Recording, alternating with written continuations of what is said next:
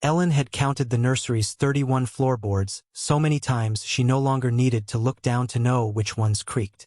It was a habit from her first month in the palace, back when she was 12 and terrified of waking the youngest princess during her afternoon nap.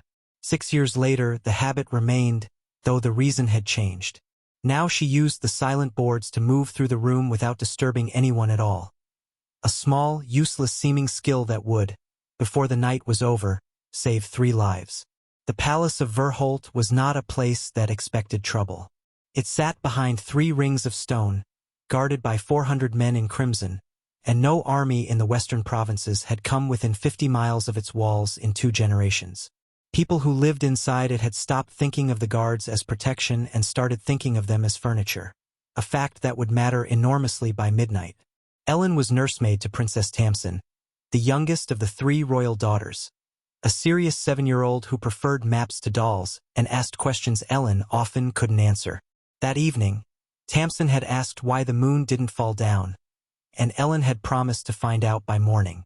It was the kind of promise servants made constantly and rarely thought about again. She was folding the last of the day's linens when the first sound reached her. Not a scream, not an alarm bell, but something stranger. Silence arriving too fast. The corridor outside the nursery, which usually carried the murmur of the night guard's rounds, had gone still in a way that made the hair on Ellen's arms rise before her mind caught up to why. She set down the linens and crossed to the door. Captain Rowe had served the crown for 19 years, long enough to know that the worst threats never announced themselves. He was 3 hours into the night watch when a runner from the outer gate arrived without his helmet, blood on his collar, saying only that the eastern wall had gone dark. Rowe didn't wait for details. He sent 2 men to check the gatehouse and pulled 6 more from their posts along the inner corridor, a decision that would later be picked apart by no one, because no one who made it survived to explain it. What came through the breach in the eastern wall was not an army. It was worse. 11 men who moved like they had studied the palace's patrol schedule for months, who knew exactly which corridors were watched and which were not, who struck the guardhouse's oil stores first so the signal beacon never lit. They did not want a battle. They wanted it to be over before anyone upstairs understood there was a fight at all. By the time Rowe realized this wasn't a border skirmish gone wrong, it was already the second thing he'd realized too late that night. The first had been trusting the runner's face instead of asking why a boy from the stables was wearing a dead watchman's coat. The guard fell in pieces.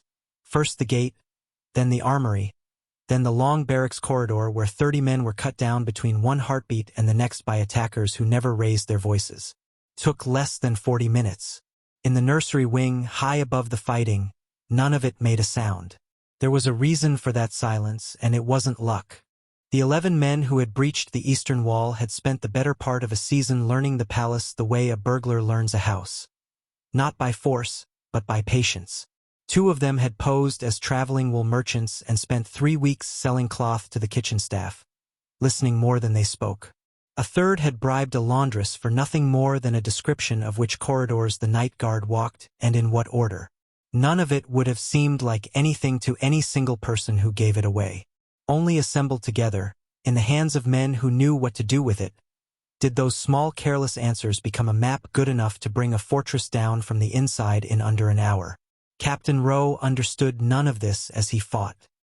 He understood only that his men were dying in numbers that made no sense for 11 attackers, and that somewhere above him, in a part of the palace he had sworn his life to protect and had visited perhaps twice in 19 years of service, 2 things mattered more than his own survival: that the alarm never reached the nursery wing in time to be useful, and that it didn't need to, because the person who would matter most that night wasn't a guard at all.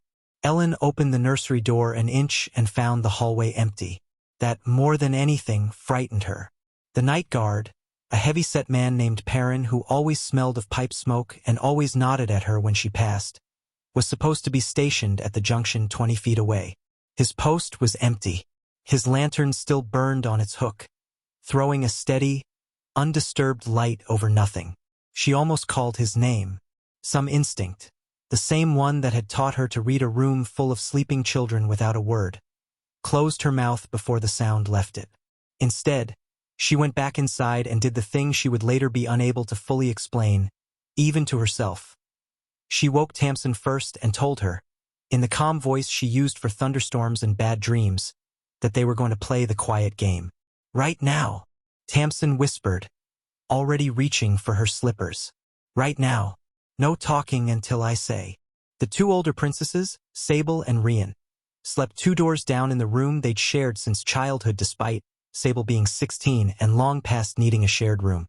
Ellen crossed the corridor in her socks, avoiding a floorboard by the linen closet that she knew groaned like a ship's hull, and let herself into their chamber without knocking. Sable woke instantly. She was a light sleeper, always had been, and her hand went to the small dagger she kept, against etiquette and her mother's wishes, under her pillow. Rian, 14 and a heavier sleeper, had to be shaken twice. Something's wrong, Ellen said, keeping her voice at the volume of a held breath. The hall guard isn't at his post. I don't know why yet. I need you both dressed and quiet right now, and I need you to trust me. Sable, to her credit, didn't argue. She had grown up watching her mother navigate court politics and had inherited, if nothing else, the instinct to act first and demand explanations later. She pulled Rian upright and put a hand over her mouth before the younger girl's confusion could turn into noise. Below them, distantly, muffled by 2 floors of stone, something that might have been a shout cut off halfway through. Ellen had never been taught the palace's evacuation routes. Servants weren't. But she had spent 6 years carrying trays, laundry, and sleepy children through nearly every corridor in the North Wing, and what she lacked in official knowledge she made up for in the kind of map that lives in the hands and feet rather than the head. Which doors stuck, which stairwells were watched by daytime staff and forgotten by night, which linen chute was wide enough for a girl to fit through in an emergency, because she'd once had to retrieve a doll from exactly that chute for exactly this princess. She led the 3 girls not toward the main stairs, where any competent attacker would post a man, but toward the old servants' passage behind the nursery's fireplace. A narrow gap built 2 centuries earlier so that maids could tend the fire without walking through the royal chambers. It hadn't been used in years. Ellen had found it by accident, chasing a runaway kitten, and told no one because keeping a secret felt, at the time, like the only power a servant her age had. Through here, she whispered, pulling aside a tapestry that hadn't been washed since before Rian was born. It's tight. Sable, you'll have to go sideways. Where does it go? Sable asked. To the kitchen wing. There's a door that opens onto the herb garden. From there, the stable is close, and past the stable there's a gap in the east hedge wide enough for. A sound stopped her, boots, several sets, moving with purpose along the corridor they just left. Not the shuffling gait of a tired night guard. Measured. Searching. Ellen pushed Tamsin into the passage first, then Rian, then turned to find Sable still standing in the doorway, staring at the corridor with an expression Ellen recognized from the girl's father, the king, the look of someone calculating whether to fight. Sable. Ellen kept her voice low but let steel into it, the same tone she used when Tamsin tried to skip her boots in winter. You are worth more to them alive and out of this palace than dead defending a door. Move. It worked. Sable moved. The servants' passage was barely 2 feet wide, black as a shuttered eye, and smelled of dust and old smoke. Ellen went last, easing the tapestry back into place behind her, and for a moment the 4 of them stood pressed together in total darkness, breathing as quietly as 4 frightened people can breathe. Through the wall, muffled but unmistakable, they heard the nursery door open. Tamsin's hand found Ellen's sleeve and gripped it. Ellen covered the small hand with her own and did not move, did not breathe louder than a whisper of air, while on the other side of 2 feet of stone and plaster, a man's voice, low, unhurried, almost bored, said a single word to someone else in the room. Empty. A pause. Then footsteps retreating. They waited what felt like an hour and was probably 90 seconds before Ellen allowed herself to exhale. They're looking for us specifically, Rian whispered, and for the first time her voice cracked. Not with the guard's death or the danger in the abstract, but with the sudden, concrete understanding that someone had planned this, had known there would be 3 girls to find. Not just anyone. Us. I know, Ellen said, because lying to her now would waste time they didn't have, which means they'll check every room, which means we can't stop moving. The passage sloped downward, following the line of an old chimney flue, and the girls descended in a line with one hand each on the shoulder of the person ahead, the only sound their breathing and the occasional scrape of Sable's sleeve against stone.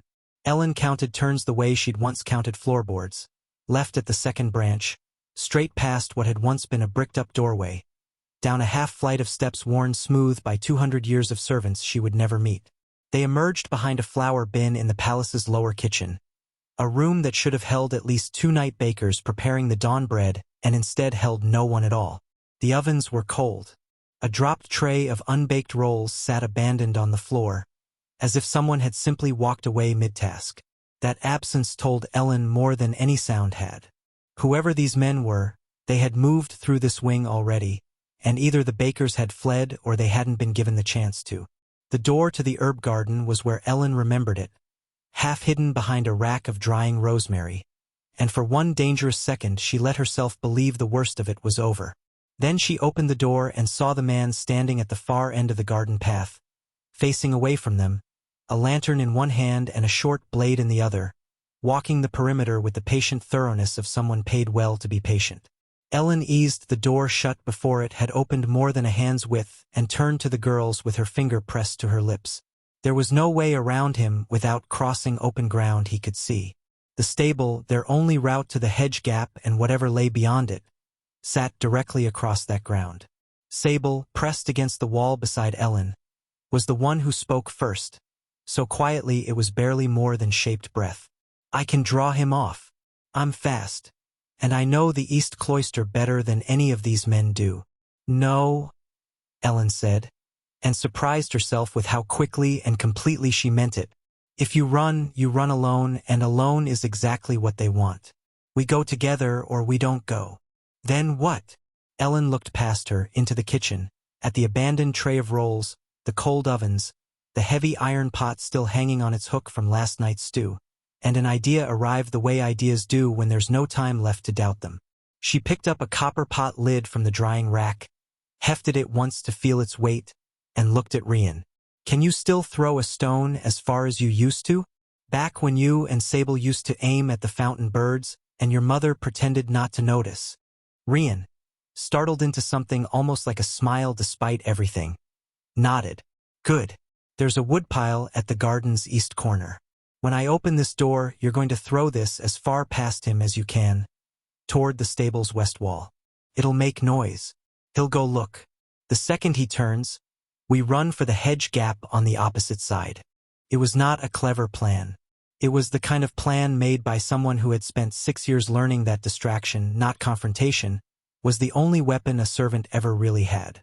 But it was a plan, and the alternative was standing in a kitchen doorway until someone found them.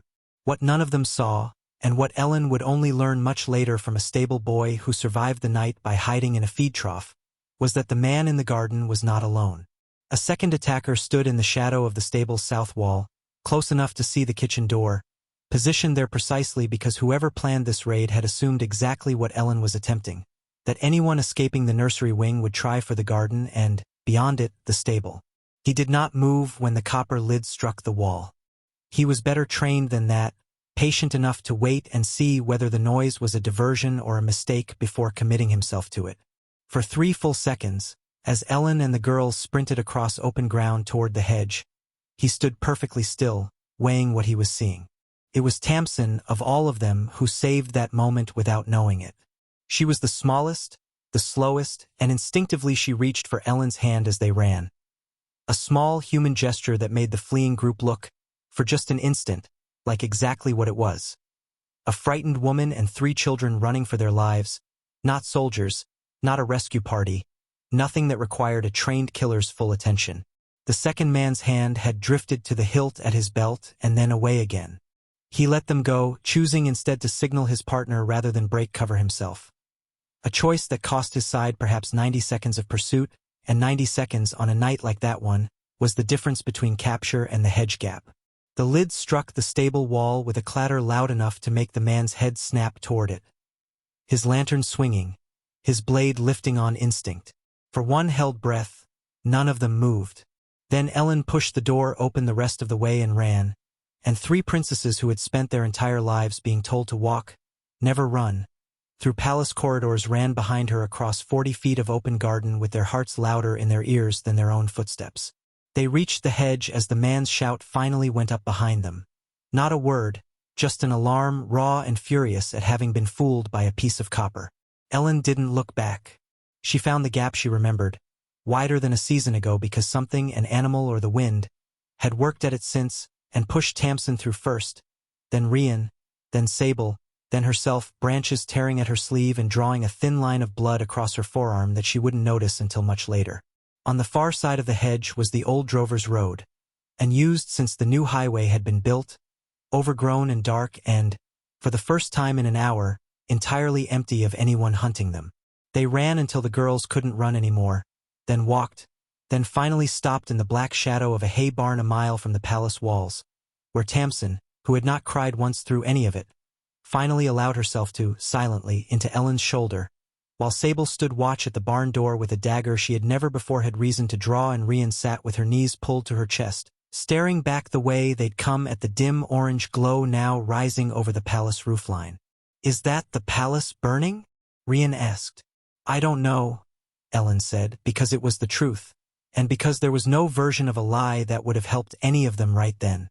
They reached the Aldrich farmhouse an hour before dawn, a place Ellen knew only because Perrin, the guard whose empty post had started all of this, had once mentioned in passing that his sister's family kept sheep 2 miles past the eastern hedge, and that they were loyal to the crown the old-fashioned way without needing to be asked twice. The woman who answered the door, roused from sleep by 4 filthy, half-frozen strangers, took one look at Sable's face, a face that had been on coins and tapestries since the girl was an infant, and didn't ask a single question before pulling them inside and barring the door. It was there, wrapped in wool blankets in front of a hastily built fire, that Sable finally turned to Ellen with the question that had clearly been building in her since the servant's passage. "How did you know all of that? The passage, this farm, the way he'd react to the noise. Nobody trains a nursemaid for this." Ellen looked down at her hands, at the thin cut on her forearm she'd only just begun to feel. "Nobody trains anyone for this," she said. "I just spent 6 years paying attention to things nobody else in that palace thought were worth noticing. Which doors stuck, which guards liked their pipe more than their post, which chute a doll could fit through." She paused. "I suppose tonight it turned out a girl could fit through it too." Sable was quiet for a long moment, studying her with an expression Ellen had never seen from a member of the royal family before. Not gratitude exactly, though there was some of that, but something closer to recalculation, as if a piece of furniture had just spoken and turned out to have opinions. "When this is over," Sable said finally, "you will not go back to folding linens." "With respect, Your Highness," Ellen said, and for the first time all night allowed herself something like a smile. "I'd rather go back to folding linens than go through another night like this one." The riders came just after sunrise, a company of provincial guardsmen loyal to the crown, alerted by a stable boy who had escaped through a drainage culvert and run 4 miles barefoot to raise them. They found the farmhouse by following smoke from a chimney that, in the pale early light, looked like any other chimney in any other farmhouse, and that ordinariness, Ellen would later think, was exactly what had kept them safe. The princesses were escorted back to a palace that was scorched in places but had not, in the end, fallen. The attackers, it emerged, had wanted the royal line captured or dead, not the crown itself destroyed, and when their prize slipped through a servant's passage in the dark, their plan had come apart faster than it had been built. Captain Rowe had not survived the night, nor had most of his guard, but enough soldiers loyal to the throne had rallied by dawn to retake the walls and drive out what remained of the 11 men who had planned, almost successfully, to end the royal line in a single night. In the weeks that followed, there was talk, inevitable and mostly true, of honors and titles, of a nursemaid who had done what 400 trained guardsmen had not managed to do, which was keep 3 princesses alive. Ellen found she did not much want any of it. She had spent 6 years being invisible, and there was a strange grief in giving that up, even for something as undeniably better as being seen. What she did accept, in the end, was smaller and stranger than a title. A standing invitation, extended personally by Sable once the girl was crowned regent in her ailing father's stead, to walk any corridor in the palace she liked, at any hour unquestioned, for as long as she wished to remain. Ellen used it, on quiet evenings, to check on the 31 floorboards in what had once been the nursery. now empty. The princesses grown too old for it and moved to their own chambers scattered through the wing she'd once mapped by feel in the dark.